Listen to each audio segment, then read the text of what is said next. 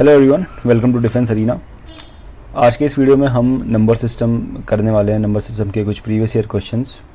और यहाँ पर हम समझेंगे प्रीवियस ईयर क्वेश्चंस के हेल्प से कि कैसे हम नंबर सिस्टम के क्वेश्चन को अप्रोच करते हैं और क्या क्या कॉन्सेप्ट्स होते हैं जो नंबर सिस्टम के क्वेश्चंस में पूछे जाते हैं, या फिर क्या चीज़ आपको पढ़नी चाहिए।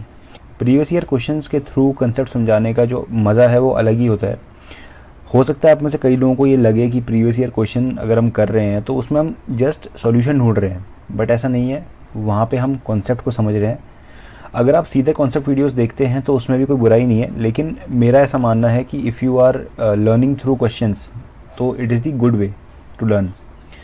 बाकी जो ये डिफेंस के पेपर होते हैं इसमें जो कॉन्सेप्ट आते हैं ये कोई इतने बहुत ही मुश्किल नहीं होते, ठीक है। बस आपको क्वेश्चंस में ट्रिक देखनी होती है कि कौन से लग रही है और आप क्वेश्चन को कर लोगे। कॉन्सेप्ट बहुत ही बच्चों वाले होते हैं, आपके 6, 7, 8, 9, 10 से जनरली क्वेश्चंस आते हैं। एनडीए को छोड़ के, एनडीए में 11, 12 का कंटेंट ज़्यादा रहता है, लेकिन जो सीडीएसई है, सीएपीएफ है, जो आपका एफकेट है, उसमें आपकी एलिमेंट्री मैथमेटिक्स आती है। Okay, so if you are preparing for these 3 exams you can watch this video. NDA वाले भी देख सकते हैं, ऐसी कोई बुरी बात नहीं है इसमें, लेकिन एनडीए के लिए अभी कुछ अलग सोचा है मैंने। उसकी अलग वीडियोज़ आएंगी फॉर एनडीए जो थोड़ा सा 11, 12 ओरिएंटेड रहेंगी, और उसमें भी मैं थोड़ा समझाऊंगा कि चीज़ों को कैसे बेटर वे में एग्जीक्यूट करते हैं और क्वेश्चंस को कैसे हैंडल करते हैं, ठीक है। क्योंकि एनडीए के जो क्वेश्चन होते हैं वो मोस्टली आपके 11, 12 से आते हैं, ठीक है। पूरा 11, 12 का सिलेबस रहता है मैथ्स का, और कुछ एक्स्ट्रा टॉपिक्स रहते हैं साथ में, ठीक है। चलो फिर क्वेश्चन शुरू करते हैं। सबसे पहला जो हमारा क्वेश्चन है इसमें बोला गया है कि 3 to the power 99 जो है इसका जो यूनिट प्लेस में डिजिट होगा वो क्या होगा। जब भी ऐसा कोई क्वेश्चन आए तो इसमें एक कॉन्सेप्ट लगता है, ठीक है। उस कॉन्सेप्ट का कोई खास नाम नहीं है, बट मैं यहाँ पे एक्सप्लेन करता हूँ कि होता क्या है। आपको यहाँ पर क्या दिया हुआ है, 3 का कुछ पावर दे रखा है, दैट यहाँ पर 99 दे रखा है, ठीक है। लेकिन इन जनरल जब आपका क्वेश्चन आएगा तो आपको एक नंबर देंगे, उसका कुछ पावर होगा।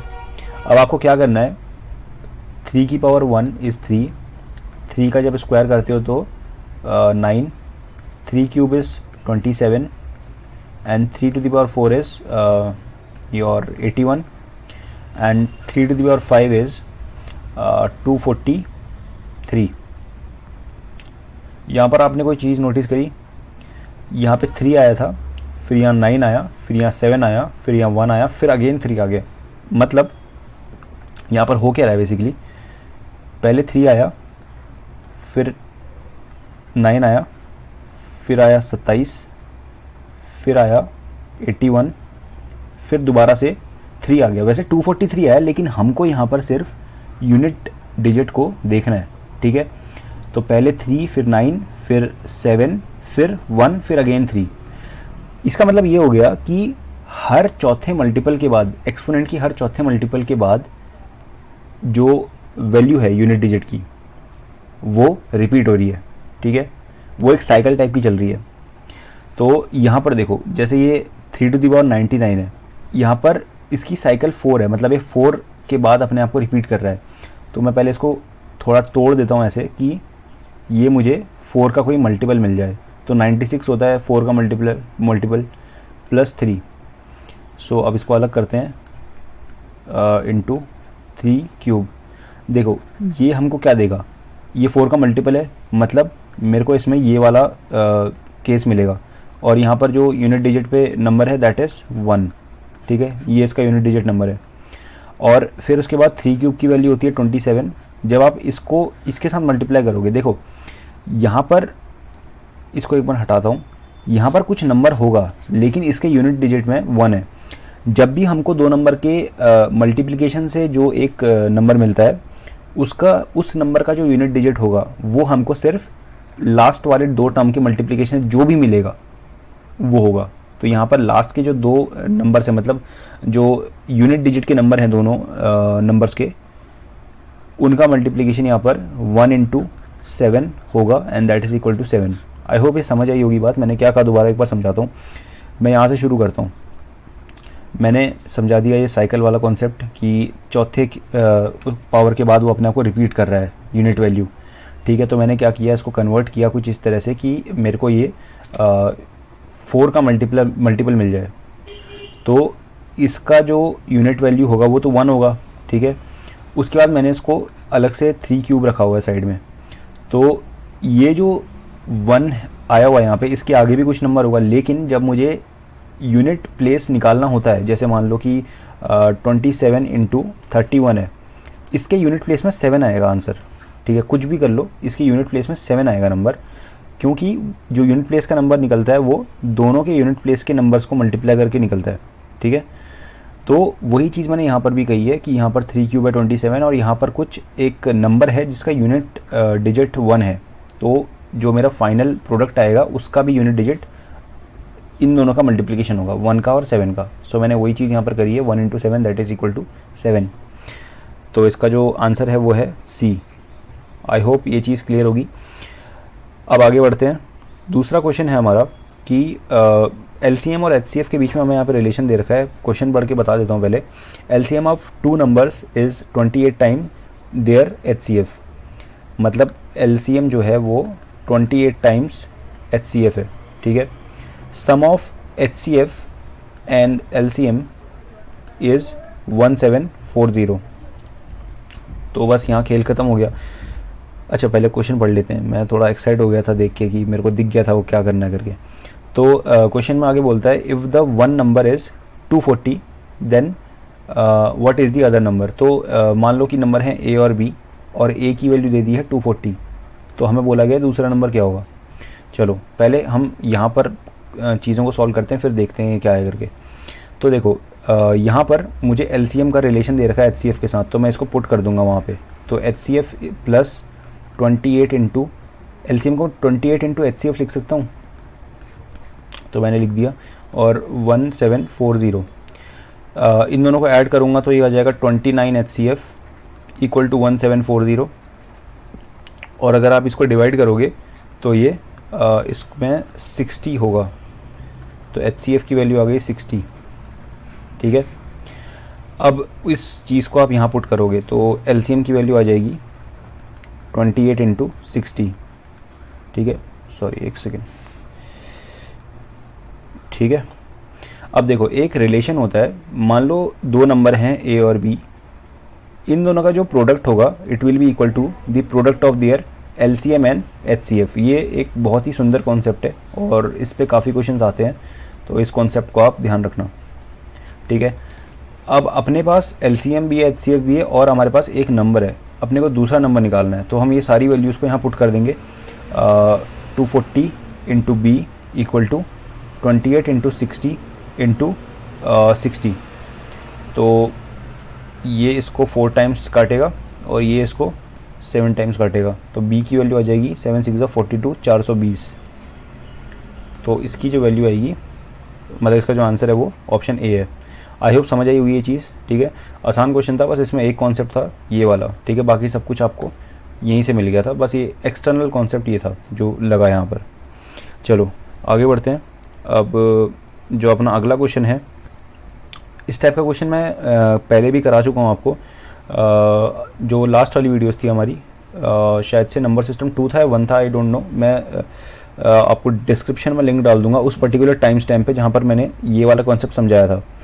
इस टाइप के क्वेश्चंस को कराते हैं हम बाइनोमियल थ्योरम से, और बहुत ही आसान क्वेश्चन होते हैं ऐसे, कोई इसमें डरने की बात नहीं है कि 17 की पावर 20 दे दिया है तो फिर हम कैसे डिवाइड करेंगे। बहुत ही ईजी क्वेश्चन होते हैं, एक बार देखते हैं कैसे करना है। तो 17 टू द पावर 20, इसको मैं डिटेल में उतना नहीं समझाऊंगा जैसा मैंने पहली बार समझाया था पिछली बार। वो मैंने अराउंड 10 से 11 मिनट मैंने उसको कॉन्सेप्ट समझाने में ही लगाया था, ठीक है। तो उस वीडियो का टाइम स्टैम्प वो पर्टिकुलर मैं आपको डिस्क्रिप्शन में डाल दूंगा, वो आप वहाँ से देख लेना। चलो, हमें बोला गया है कि 17 टू द पावर 20 को जब हम 18 से डिवाइड करते हैं तो हमें उसका रिमाइंडर बताना है।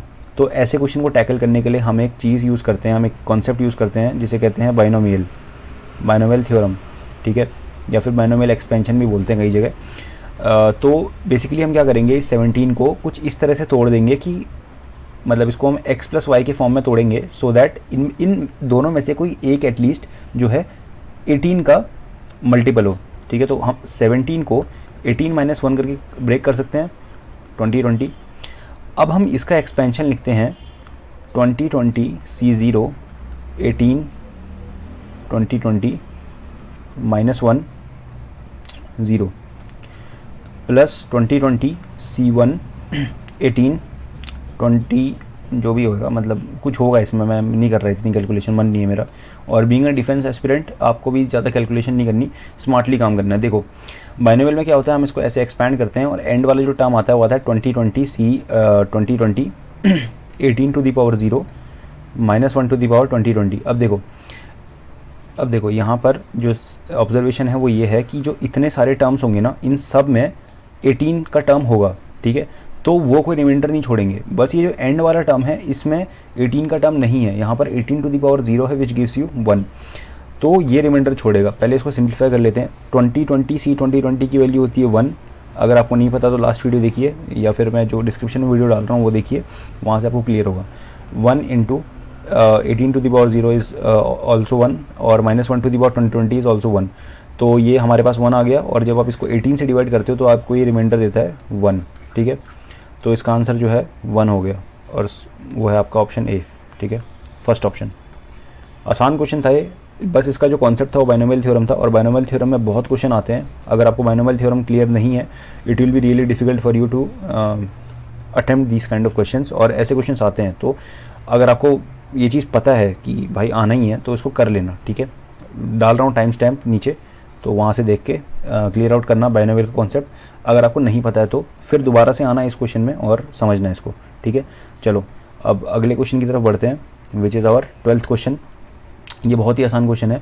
देखो जब भी इस तरह के क्वेश्चन आए ना, आपको यहाँ पर आपको एक पैटर्न दिख रहा होगा कि यहाँ पर क्या है, 1/1 प्लस √2 प्लस 1/√2 प्लस √3, ऐसे करते करते 1/√99 प्लस √100।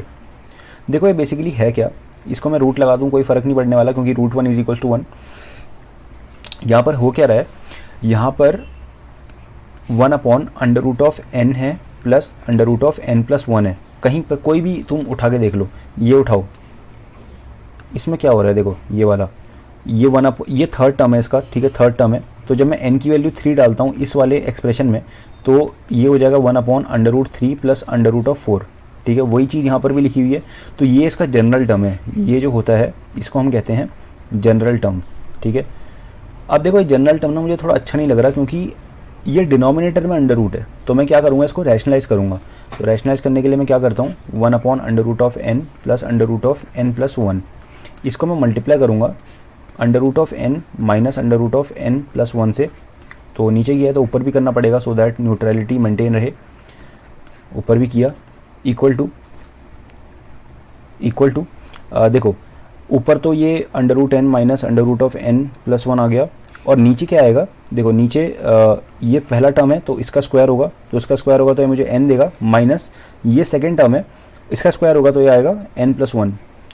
तो ये बेसिकली मुझे क्या देगा, देखो n से n कैंसिल आउट हो जाएगा, नीचे -1 बचेगा, तो जो -1 है मैं उसको ऊपर लेके जाऊँगा, तो ये प्लस हो जाएगा और ये माइनस हो जाएगा, ठीक है, साइन रिवर्स हो जाएंगे। तो ये √n+1 माइनस √n, ये हमारा जनरल टर्म है। अब क्या करो, अब क्या करना है आपने, अब आपको यहाँ पर n की वैल्यू 1 से स्टार्ट करनी है, पुट करना स्टार्ट करना है, ठीक है। तो 1 डालोगे तो यहाँ पर आएगा √2 माइनस √1, ठीक है। फिर एक सेकंड, कुछ गलती तो नहीं कर रहा ना, नहीं कुछ गलती नहीं है। चलो n = 2 डालूंगा तो ये √3 माइनस √4 आएगा। सॉरी कुछ गलती करी यार मैंने, यहाँ ऐसे आएगा, n = 2 है ना, तो 2 डालूंगा तो ये √3 माइनस √2 ऐसे आएगा, ठीक है।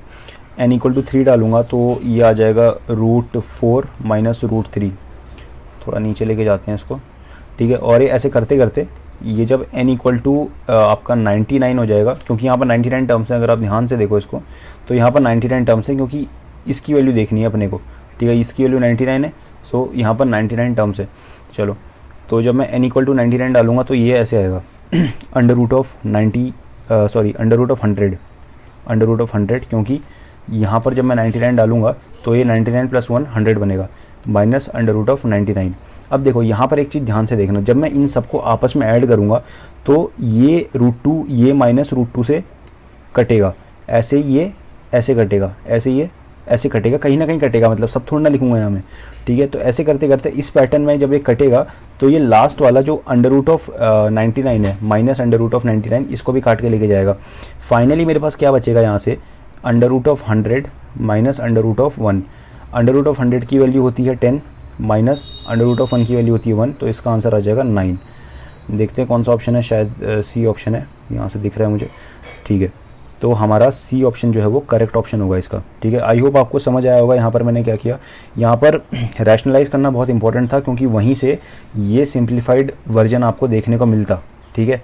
अगर आप रैशनलाइज नहीं करते तो वहाँ आप विजुअलाइज नहीं कर सकते थे कि कैसे आपने ये करना है, ठीक है। ये कैसे काटाबीटी हुई ये आपको वहाँ पर समझ नहीं आता, ठीक है। तो आई होप समझ आई होगी चीज़। एक और गोल्डन रूल बताता हूँ, जब भी आपको डिनोमिनेटर में अंडर रूट दिखे 99% टाइम्स आपको उसको रैशनलाइज करके ऊपर लेके जाना है। नीचे अगर कभी भी अंडर रूट वगैरह या फिर कुछ भी टेढ़ी मेढ़ी पावर होती है ना, तो वो पक्का पंगा करती है। तो हमेशा रैशनलाइज करो चीज़ों को जब वो डिनोमिनेटर में हो और रूट के साथ हो, ठीक है। चलो आई होप समझ आया हुआ ये क्वेश्चन, कोई दिक्कत है तो कमेंट्स में पूछ लेना। तो अच्छा, यहाँ पे क्वेश्चन ख़त्म हो जाते हैं, मुझे याद ही नहीं रहा कराते कराते। तो फिर 4 क्वेश्चन थे और आई होप आपको चारों समझ आए होंगे। इस वीडियो को लाइक कीजिए if you understand the explanation, वरना कमेंट करिए अपना फीडबैक, और अगर समझ आया भी है तो भी कमेंट करिए अपना फीडबैक दैट कहाँ पर क्या प्रॉब्लम है आपको, ठीक है। ज़रूर करिए ये चीज़। बाकी इस वीडियो को शेयर करिए अपने दोस्तों के साथ who are preparing for defence exams. तो मिलते हैं अगले वीडियो में, तब तक के लिए गुड बाय।